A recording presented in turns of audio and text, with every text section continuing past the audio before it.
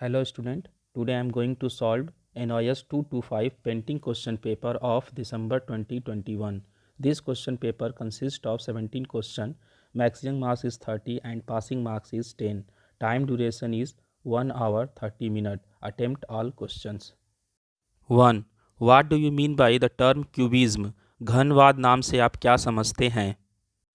Cubism, the style of painting and sculpture in which everything in nature is treated as cylinder and sphere form. घनवाद इशारा और मूर्ति कला की शैली है जिसमें प्रकृति में सब कुछ बेलन और गोलाकार रूप में माना जाता है. 2. Mention 2 of Picasso's famous periods. Picasso की 2 प्रसिद्ध काल अवधियों को बताइए. Picasso's 2 famous periods are 1. Blue period 1900 to 1902 CE, 2. Rose period 1905 to 1907 CE. Picasso के 2 प्रसिद्ध काल हैं, एक नीला काल 1900 से 1902 ईस्वी, दूसरा गुलाब काल 1905 से 1907 ईस्वी. 3.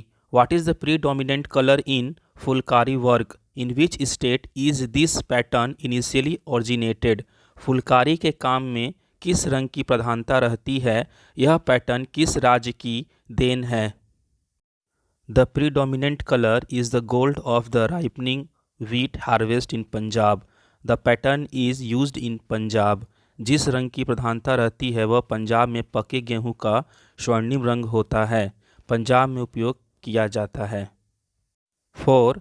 What do we find in Mahabalipuram? Mahabalipuram में हम क्या देखते हैं? पंचतर्था, अर्जुनाज, पिनेस एंड सोर टेम्पल. पंचरथ, अर्जुन की तपस्या और तट मंदिर. 5. What is kolam?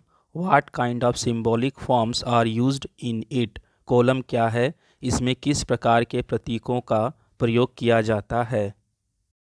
Column is floor decoration with rice paste. There are different symbolic forms like pitcher, lamp, coconut trees, etc. In South India during religious festivals. Kolam चावल के पेस्ट के साथ फर्श की सजावट है.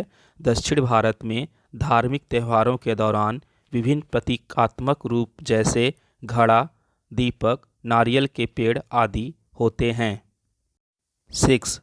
Mention the motives and design of Kantha art. Kantha कला के मोटिफ और डिज़ाइन के बारे में बताएं. Motives and designs of Kantha art are taken from rural landscape, ritualistic mandala and objects of everyday life. Kantha कला के रूपांकन और डिज़ाइन ग्रामीण परिदृश्य, कर्मकांड मंडल और रोजमर्रा की जिंदगी की वस्तुओं से लिए गए हैं. 7. What do you mean by abstract art? अमूर्त कला से आप क्या समझते हैं? Abstract art is a general term of non-representational art which rejects depiction of contemporary world in a realistic way. अमूर्त कला गैर प्रतिनिधित्वकारी कला का एक सामान्य शब्द है जो समकालीन दुनिया के चित्रण को यथार्थवादी तरीके से खारिज करता है. Write a short note on the painting मॉलिन de la Galette. मॉलिन de la Galette नामक चित्र पर एक लघु टिप्पणी लिखें. The painting of मॉलिन de la Galette shows young people enjoying life, picnics, dance and party. In the painting, Renoir used his sharp observation to register the movement and images of Persian society. He used shades of purple, white and blue tones to unite other color of the dresses of the models. मेलिन de la Galette की painting में युवा लोगों को जीवन, picnic, नृत्य और party का आनंद लेते हुए दिखाया गया है. पेंटिंग में रेनियर ने फारसी समाज के आंदोलन और छवियों को दर्ज करने के लिए अपने तेज अवलोकन का इस्तेमाल किया. उन्होंने मॉडलों के कपड़े के अन्य रंगों को एकजुट करने के लिए बैगनी, सफ़ेद और नीले रंग के रंगों का इस्तेमाल किया. 9.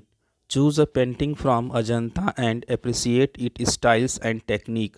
अजंता की एक पेंटिंग का चयन करें और उसकी शैली और तकनीक पर टिप्पणी कीजिए. The painting Black Princess of Gupta period was found in one of the cave of Ajanta near Aurangabad. The painting made by tempera technique show the free flowing line and rhythm of the body counter. It is one of the best examples of the Ajanta painting. It shows the mastery of the painter and his control over the brush. गुप्त काल की painting black princess Aurangabad के पास अजंता की गुफा में से एक में मिली थी। टेम्परा तकनीक से बनी पेंटिंग शरीर के समोच्च की मुक्त बहने वाली रेखा और लय को दर्शाती है।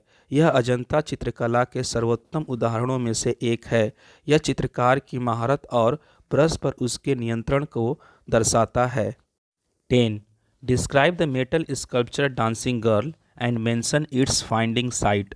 धातु की मूर्ति नृत्य करती हुई लड़की का वर्णन करें और बताएं कि इसे किस स्थान पर पाया गया।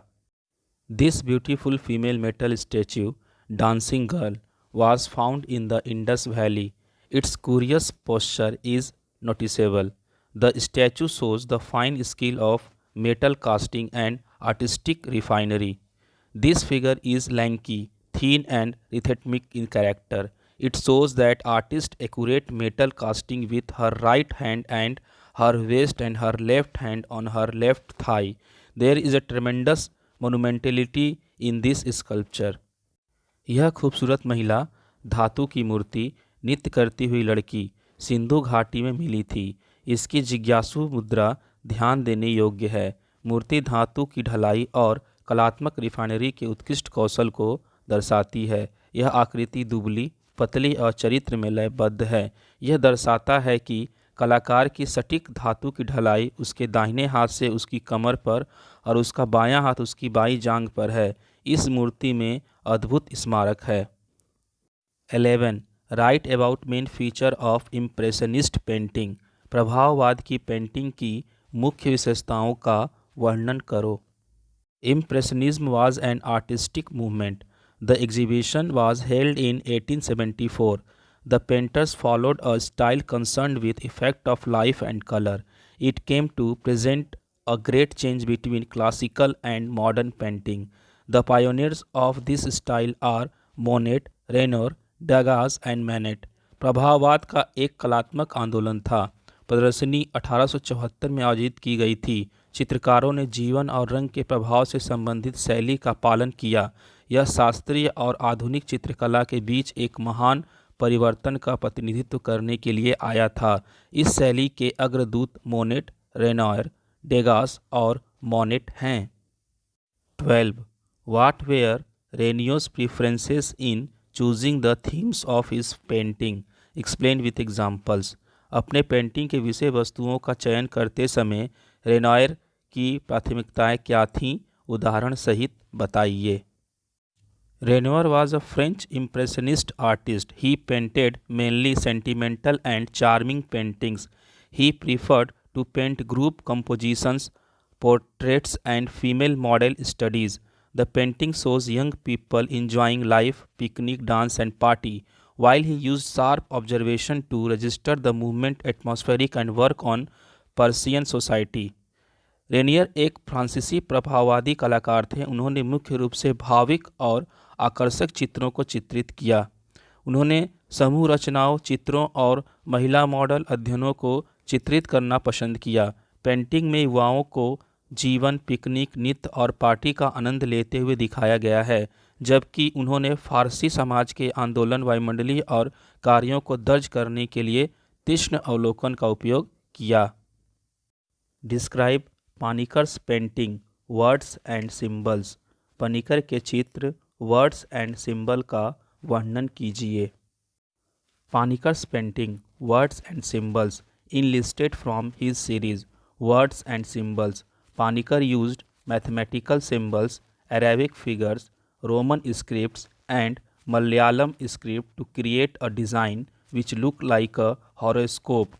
Tantric symbolic diagrams are also used. Color play nominal role in this painting. Panicker की पेंटिंग वर्ड्स एंड सिंबल को उनकी श्रृंखला वर्ड्स एंड सिंबल से सूचीबद्ध किया गया है। पनिकर ने गणितीय प्रतीकों, अरबी अंकों का प्रयोग किया। रोमन लिपियों और मलयालम लिपियों का एक डिज़ाइन बनाने के लिए जो एक कुंडली जैसा दिखता है, तांत्रिक प्रतीकात्मक आरेखों का भी उपयोग किया जाता है। इस पेंटिंग में रंग नाम मात्र की भूमिका निभाते हैं। 14. Write important qualities of Souza's painting the landscape in red. Souza के द लैंडस्केप इन रेड की कुछ मुख्य विशेषताएं बताइए। The painting landscape in red is an experimental city scope by F.N. Souza. The artist tried to capture look of a city which is nothing but a concrete jungle. His cityscape generally reflect the mysterious character of cities. Red is predominant color in the painting. His cityscapes generally reflect the mysterious character of cities. The calligraphic use of lines is nicely arranged by colors. Painting landscape in red F N. Souza द्वारा एक प्रयोगात्मक शहर का दायरा है।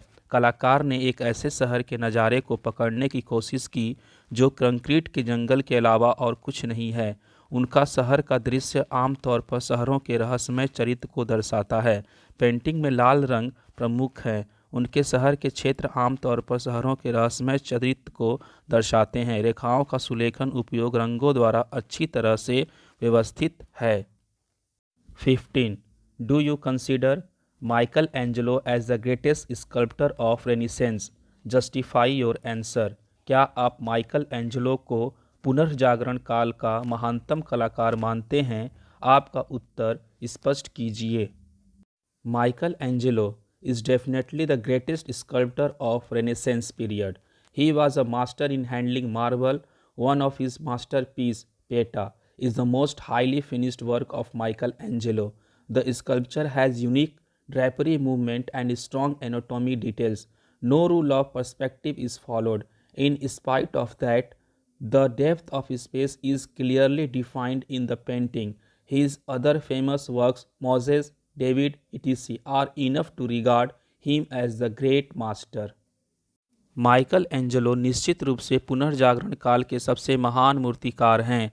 वह अपने एक उत्कृष्ट कृति के संगमरमर को संभालने में उस्ताद थे।